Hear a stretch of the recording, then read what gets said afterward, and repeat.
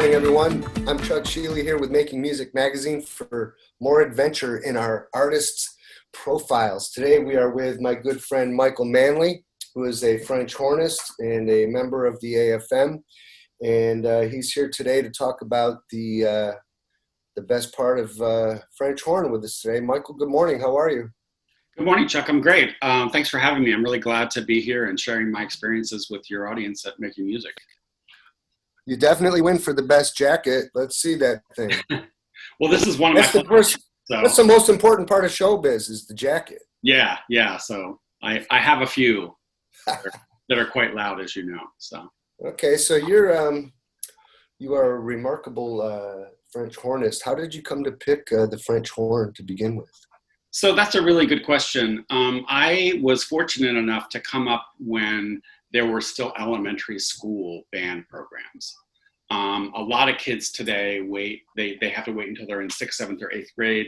But when I came up, they started instrumental training around 4th grade. So I started on the trumpet, and I played the trumpet for about a couple years, and I was okay on the trumpet. I mean, I was actually really fascinated by the mechanics of it, and I liked it okay. And I came up at that, I was right at that age when Star Wars came out. So when I heard Star Wars, I just loved the music. That's one of the most iconic parts of that film. And when I was in my band class in middle school, my instructor asked us if we wanted to play the French horn. He needed French horns. Well, I didn't know what it was. And I saw this kind of weird looking piece of tubing with this huge bell. And when I heard a sound made on the instrument, I realized that it was the instrument that I'd heard all through Star Wars. So I immediately became a huge fan of the French horn, kind of fell in love with it based on the fact that I knew it from Star Wars. And so I didn't come up through the ranks of growing up in a home where my parents listened to tons of opera or symphonies or anything else. My reference was always film music. Your reference was film music, but you also did, classical, of course, and yeah. I mean, it's funny because Star Wars was my entry into classical music, and so if you listen to a lot of John Williams scores, you realize that he's kind of linked, and he's kind of the sort of child of Richard Strauss, of Richard Wagner.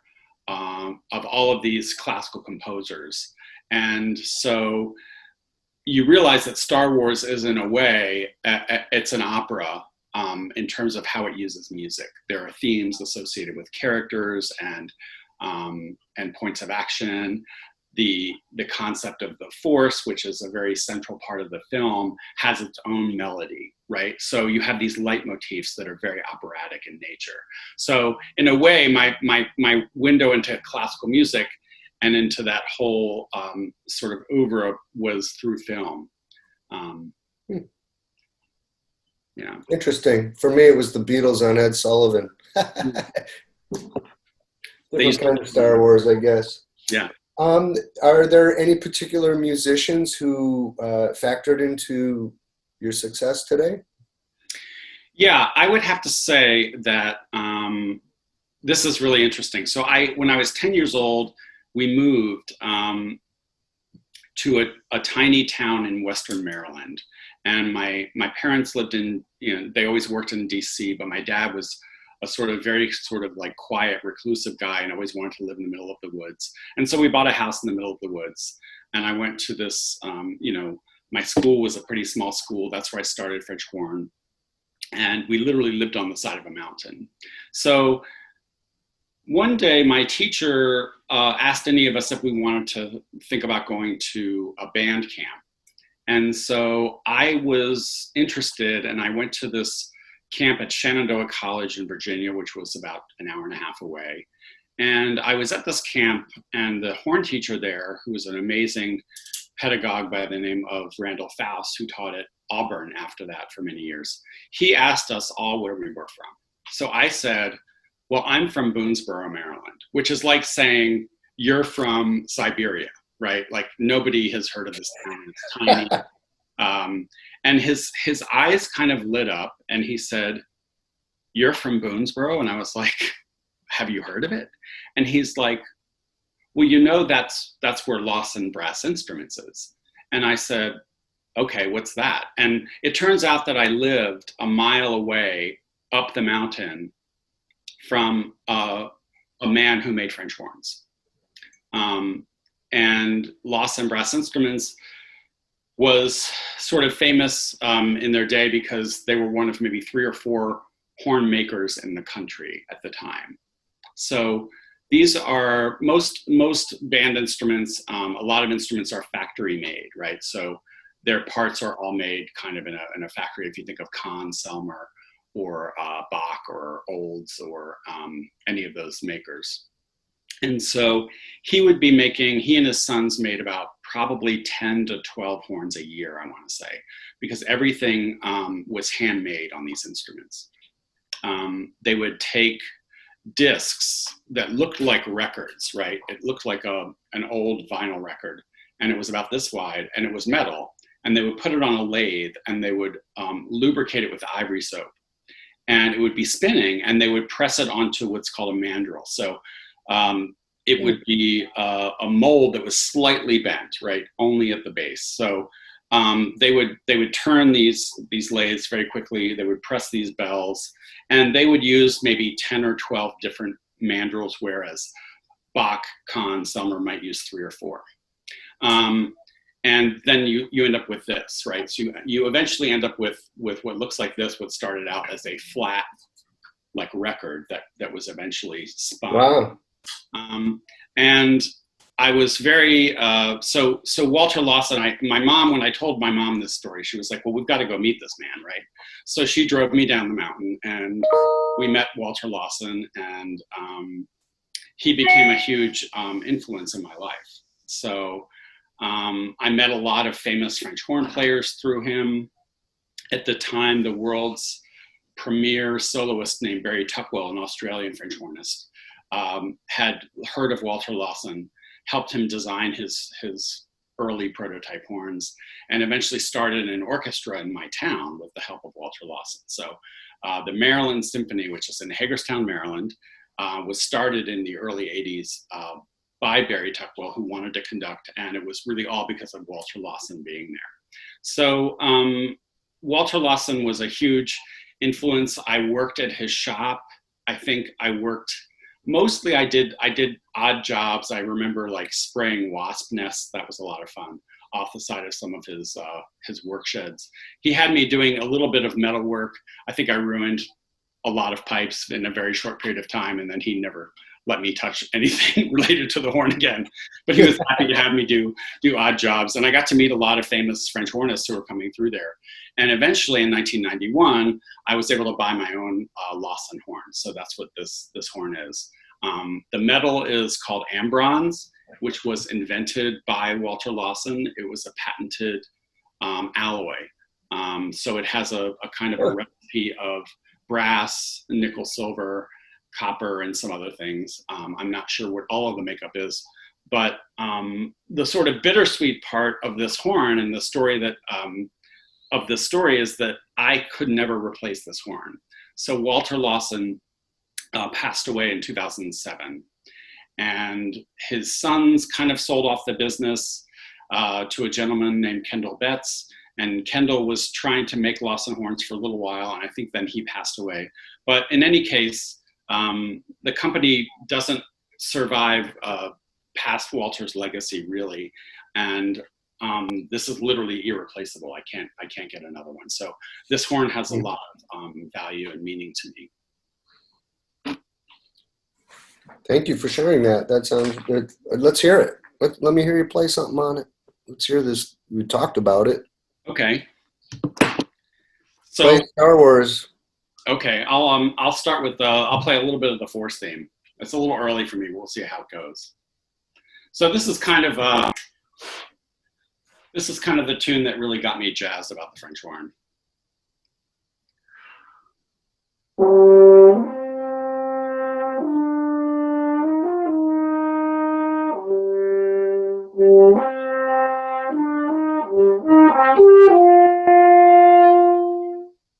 if you remember that, but it's all through Star Wars. Mm-hmm. And that was kind of the tune that really got me interested in the instrument. I wanted to mention one more thing about Walter Lawson, which was that he was kind of responsible for me going to Florida State, which is where I did my undergrad degree. And one of the cool things about having him as a neighbor, I was planning to go to the University of Maryland. I couldn't really afford to go to some of the bigger conservatories like Peabody in Baltimore.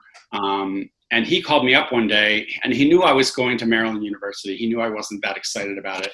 And he said, hey, there's this horn teacher from Florida State getting his horn worked on. You know, I'm repairing his instrument. Why don't you come down and audition for him? So I literally took my horn, I went down the mountain and played my audition, and that's how I got into Florida State. So he was a really big influence in my life. And I would always, whenever I toured for much of my career, my playing career. And whenever I played anywhere near Maryland or Pennsylvania with my opera or my Broadway shows, I would always invite Walter to come, and he and his wife would always come. And he was just a very important sort of musical mentor for me in a lot of ways. Yeah, it's good to remember and reciprocate like that. Yeah. So to get where you are today, I understand you faced some challenges, you know, musically and personally, and you've overcome them. Yeah, so I have a really fascinating history, which makes me, I think, a pretty unique teacher, among other things. And that's always been my passion, is really taking everything I've learned and unlearned and really applying it to students and adults who are learning. So when I first went to Florida State, I had a teacher who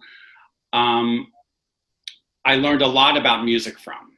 And he, for whatever reason, I suspect he had his own issues around playing, but he never played in lessons. And I had sort of been self-taught until I took lessons from my local trumpet player teacher in Maryland. And I had developed a really sort of inefficient and unsustainable playing technique where what's called the embouchure, which is where our mouthpiece sits on our lips, where mine was just, I was really kind of like swallowing my lower lip and sort of playing a little bit like this.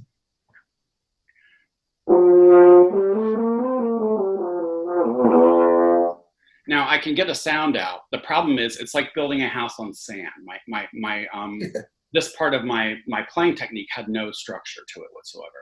So after 4 years of undergrad, I was getting to a certain point, and I was never going to sort of go to the next level without doing some major overhaul of my technique. And I was lucky enough in graduate school to have a teacher named William Purvis in New York City, who was a major freelancer and was just very open-minded and very supportive in allowing me the courage and the freedom to kind of experiment and change things. I was terrified. A lot of us think we figure out a way to play and it has to be that way for the rest of our lives. And I remember a colleague of mine actually just a few years ago when I was playing Lion King, and we were talking about equipment, and he was like, well, I played this mouthpiece. This is the mouthpiece that I started with in 9th grade, and I only played this mouthpiece. And I thought, well, that's great, but what happens if, you lose that mouthpiece or you have to make a change, right? So I've never had that philosophy. I've always been very much about being open about experimenting and changing. So my teacher, Bill Purvis, at the time was very encouraging, and he got me to sort of pull my lip down and out from my mouthpiece. So instead of this, I was here. Now it doesn't look like a lot, but those few millimeters are huge in terms of technique and what we're able to do and how the lips vibrate. So I made that major change, and I thought, well, gosh, that was pretty traumatic. But now I think I can build on that and go on my way. At that point, starting my 2nd year of graduate school, I was on my way to an audition in Pittsburgh, Pennsylvania. And long story short, I ended up in the worst part of town at the wrong time, and I was mugged and clocked in the jaw, and my jaw was broken in 3 places. Now, it could have been worse. I wasn't dead, so I was glad for that. But for anybody else, you know, a mouth injury is not going to really be that big of a deal. If you are a wind player or a brass player, it's a huge deal. So what happened was I had to have my jaw wired shut. They did surgery. I'd lost a molar back here. And obviously having your jaw wired shut's not fun. You have to drink everything. It's terrible. And I couldn't play for those 6 weeks. So coming out of it, I could hardly make a sound. I tried to play a G.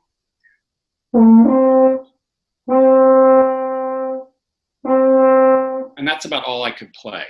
And I realized during this time, I was kind of at my parents' house recovering down in Maryland. And I remember coming out of the bathroom after brushing my teeth, and my mother was like, "What's wrong with you? Like, you've got toothpaste all over your face." And I was like, "What are you talking about?" And that's when I learned that I had permanent nerve damage in this quadrant of my chin and on my lip.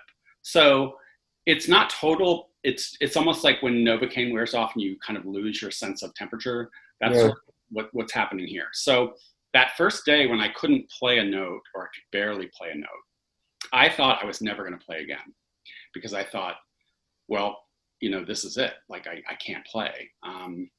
So what I realized was that the reason why I couldn't play right away was mostly muscular. It was because from the jaw being wired shut, there was no activity here in these outer muscles. So my muscles had literally kind of atrophied. So slowly, day by day, I kind of just built on what I did the day before and gradually relearned how to play. So I guess the moral of that story is to part of learning is unlearning, and adapt or die, as they say. Exactly. I'm And glad you fought through it, because you know, rather have more musicians. You know, exactly. Yeah. And I think the temptation, especially when people have injuries or things like this, is to try to get something to feel the way it did before. And so, you know, I maybe before I was going to play over here, and maybe after, my setting is going to be way over here. It just depends. But you can't try to rely on what your memory is of what it was before. You just have to rely on, basically, are you playing efficiently? Are you relaxed? And are you making a good sound? You've played some pretty cool shows. What are some of the shows? I heard you say Lion King. I heard you say Miss Saigon. Yeah. So I've had a really fascinating career where I've been able to sort of go back and forth a little bit. My early career, I was a member of the New Haven Symphony in New Haven, Connecticut, which was a super great orchestra. There just happened to be tons of really good New York freelancers in that group. And I was lucky enough to win an audition with the New York City Opera National Company early in my career. And this was an opera company that was a wing of the New York City Opera. And we would tour every year for about 3 or 4 months, starting in January, and we would play one of the standard operas. So one year we would do Madame Butterfly, one year we did Carmen, another year we would do The Barber of Seville. And it was fascinating because it was a lot of one-nighters. So it was a lot of time on a bus. And I was always impressed by that group of people, because even people that didn't get along or maybe had different ideas musically could all ride the bus together. And I realized riding a bus together with 30 people is like a really important skill. And there were some really great players that we would be like, you know, they would be on probation and they just wouldn't get asked back because they just were crazy. Like they couldn't take the bus, right? So being a good colleague is another one of my themes about why that's important. So I love the opera tours, and then in between that, I did a tour of Les Miserables when that was on tour. That's how I started in the Broadway touring world. Then I did a tour of Miss Saigon for 4 years, which was an extremely demanding show written by the same team that wrote Les Mis, and it was written what we call through composed, so the music never stops. It's not a traditional book show like Oklahoma where there are dialogue scenes and then you have songs or musical numbers. It's basically wall-to-wall music. So it was extremely demanding, and I had to really learn how to play very efficiently to survive that experience, because it was 8 shows a week, and sometimes when we were moving to a new city, it would be sometimes 9 shows plus a rehearsal, so 10 services in a week. Oh, So wow. extremely demanding. And then my last, I spent some years in working in labor, in arts labor. My current job is with the American Federation of Musicians. And in 2009, I got the chance to play the Las Vegas production of Lion King, which was a lot of fun, and that was a great group of people and a great production. So Very good. Thanks for sharing that. So what would you say to a youngster who's picking up an instrument, music, perhaps the French horn? What would be your advice to them to help them save time in their life flight of music? well, I think there's a lot available now that wasn't available to my generation. There's so much online that you can find as far as learning opportunities, and really find players that have videos of themselves. And I would say find musicians that you love and whose sound you love, and then try to figure out what they're doing and watch them play. And then I would say for brass players, it's always about the relationship of your air to your buzz, and it's the air that always initiates the vibration. So there's a lot of, I think, method books in the school programs, for example, that have kids playing a lot together, which is important, right? So in a middle school or high school band program, they will want the beginners to actually be able to play as a group. And a lot of the brass methods are about playing a lot of short notes, right? So I discovered when I worked with middle school kids that they were learning things like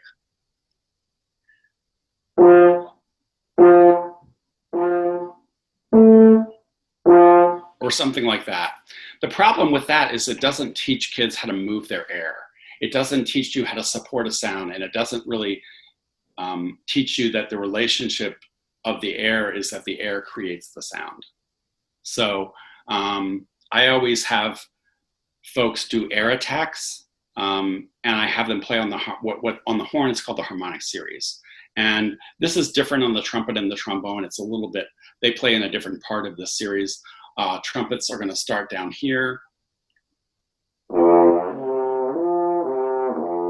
That's how far their notes are apart. On the horn, our notes are a little closer together. So I'll have a student just do some really basic slurs.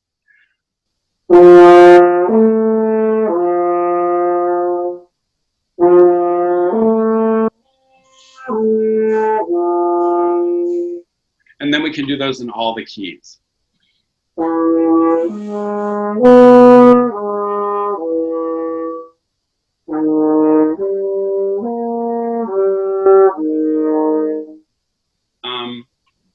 Those kind of slurs without, and what we're doing is we're eliminating all of the other information, right? We're taking out dynamics, we're taking out tongue, we're taking out the fingers. So we're just focusing on that relationship between the air and the buzz. So I would say to young players or new players, not even young, because some of them are old, if you're new to the French horn or returning to it, or just starting out, focus on that relationship between the air and the buzz. And the air always makes the buzz. It's not the reverse, right? Right, right. In my video, I talk about using a piece of paper to sort of illustrate that. So that's a really good technique to use also. But one final question, please, if you have a moment, is, Sure. in relationship to these practicing concepts that you're sharing with us, in contrast to that, what is on your mind when you're taking the stage? The difference in the mentality or the preparation or the mindset of how you enter a practice or rehearsal situation as opposed to the actual show time. When you're going up there and you get into your chair and start to say hello to the other members and so on. Yeah, I What try. you're thinking about? Yeah, so the French horn is a notoriously, most people think of it as a very difficult instrument. And it does have its challenges. The notes are very close together. So that means that our targets are much smaller. So a lot of people, we do get more pressure to play correctly. And so in a performance situation, knowing that we have those smaller targets to hit, we can get nervous. So what I try to do is I try to focus on my breathing and just be really aware of taking that air in and just with those big relaxed breaths. The other thing that I do when I'm especially tackling a very difficult piece of music is I slow it down quite a bit. And I always play in time. This is something I don't really talk a lot about in the video, but thinking about our time is another way to get ourselves out of that nervous performance head. So if I'm thinking about starting, let's say I'm going to start that Star Wars solo again.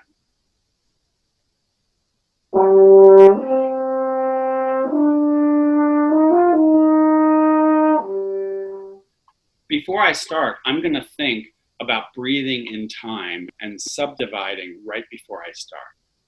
So I'm going to think 1, 2, breathe, play. And even more so, I'm going to think 1, 2, bop, bop, bop, bop, play. So I'm going to subdivide in my brain that last beat of my breath into 4/16 notes. So I'm really timing that start. So if we don't have that sense of time and coordination, it can really create problems. So if you're nervous, think about relaxing your breath and being aware of your breath and subdividing and thinking about playing in time and timing your air. Very good. All right. Well, thank you very much, Michael. It's been a pleasure to chat with you. Thanks. It's been great. Thanks for stopping by. Love the shirt. And I hope to see you again pretty soon. Yeah. Sometimes we do. So next time I see you, that will be a delight. And to all our folks here watching the magazine today, if you had a good time, make sure you hit the like button. Make sure you subscribe to our YouTube channel and follow us on all of our social media platforms. We're everywhere all the time. And if you have anything you would like to suggest to us or have anything to say to us here at Making Music, please do. We're all about you. Have a great day, everyone. Play music.